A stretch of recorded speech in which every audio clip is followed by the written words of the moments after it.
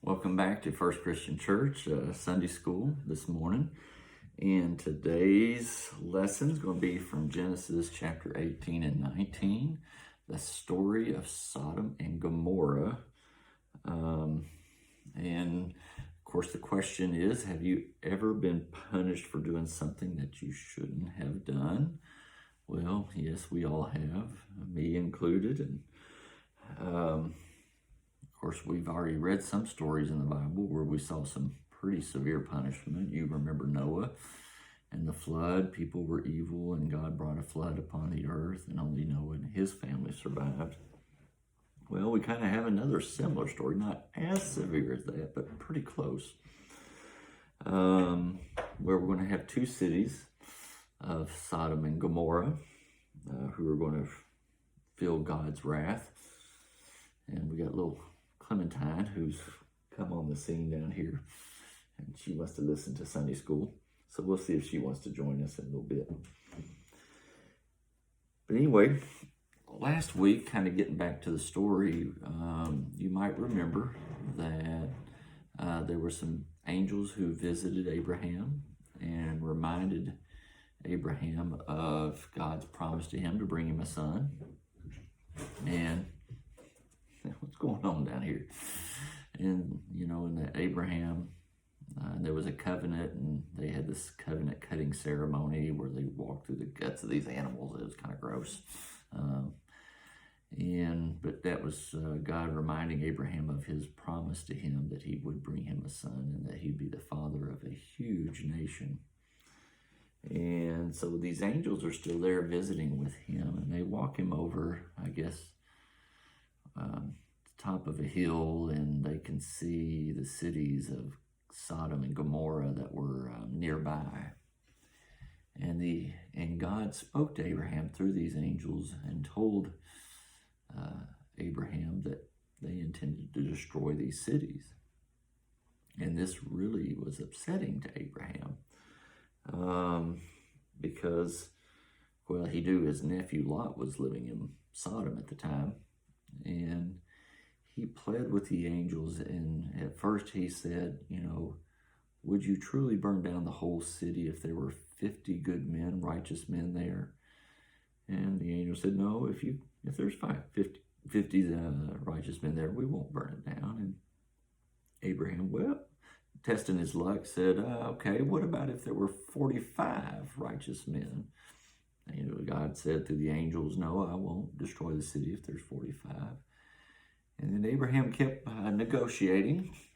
I thought Abraham might have been a pretty good lawyer, because then he went down to 40. If there were 40 righteous men, would you save the city? And God said, no, I won't destroy the city if there's 40. And Abraham took it down to 30, and then 20, and then 10. And each time, God replied that, no, if you can find 10 righteous people in Sodom, I will not destroy it. The problem was there were not 10 righteous people in Sodom and that whole city. It was a wicked, evil city. And so it was doomed, to say the least. And then the story kind of changes scenes. And the next thing we see, there's two angels who are walking up to the city gates of Sodom. And it just so happens Lot, Abraham's nephew, was just hanging out at the gate. And he recognized these men as angels and bowed down to them and asked him to come and eat at his home. And he said, well, we're just going to go hang out at the city square. And Lot knew that the city was so evil that they would try to harm those men. And I assume Lot understood they were angels. I'm not quite sure. The story's a little not clear in that regard. But in the event, he begs them not to go to the city center, but to come to his house. And they relent and say, okay, we'll come and eat at your place. And while these angels were at Lot's house, all the men of the city gathered outside of Lot's house and start beating on the door and say, send those men out, because they intended to harm him. Lot stood outside and begged them, please do not harm these men. You go away, you don't know what you're doing. And they wouldn't relent. They just kept coming and hollering, and eventually Lot was actually grabbed by the two angels back inside the house. And the angels struck everyone outside blind. They couldn't see. And they were like walking around, trying to figure out where things were. And then the angels warned Lot, you have got to get your family out of here. God is going to destroy this city and Gomorrah. And you have got to leave as soon as possible. And so he got his family up together.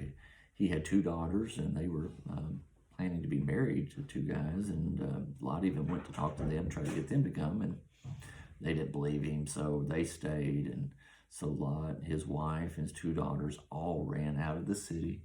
And the angels warned them, do not look back as you're running away.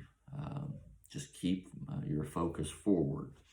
And so as they were running away, Lot and his daughters kept looking forward. Unfortunately, Lot's wife couldn't help it.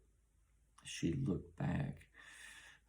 We don't know why, whether she had family there or if there was just a longing for what Sodom stood for that she didn't want to give up. We're not sure, but she looked back. And the Bible tells us that she turned into a pillar of salt.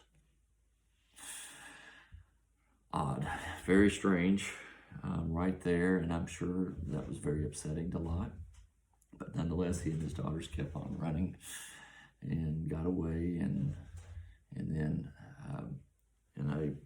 fire was brought down on the city of Sodom and fire on Gomorrah, and it destroyed the whole city and everybody living in both of those cities.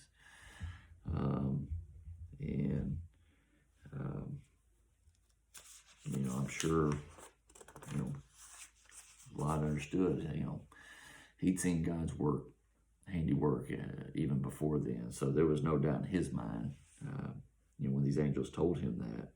And so the next morning we're back to Abraham. The scene changes again, and Abraham wakes up and goes over to the edge of his mountain, and he sees two billowing clouds of smoke coming up from where Sodom and Gomorrah used to be. And Abraham knew that God kept his promise and that he was going to destroy those cities. And I guess there were not 10 righteous men in the city, and I think Abraham was a bit sad. I think it's always tough on these kind of stories, what lesson to learn on this. Obviously, when we disobey God, there's a consequence that we have to pay, and sometimes that consequence is severe. But as we'll learn later, through Jesus, our sins are forgiven and washed away, and if we ask for that forgiveness. So, it's not all bad. That doesn't mean there's still not consequence for sin. There is. But when there's a hope of forgiveness in the future, that sure makes that a lot easier to deal with, and if we seek for it. Oh, there goes Miss Spanky up the stairs. So turning to our notebooks, we are up to page 83 today. This is the notebook of finding your way through the Bible. And if you've been following us, you're up to page 83, learning about the different books and how they're written, the chapters and the verses. And we're going to spend a little time today on the colons, or the periods that are in between the chapter and the verse. We know the book name always comes first. The chapter is the first number, and then there's a colon or a period, and then the verse is the second. So we're going to do a little practice on that today.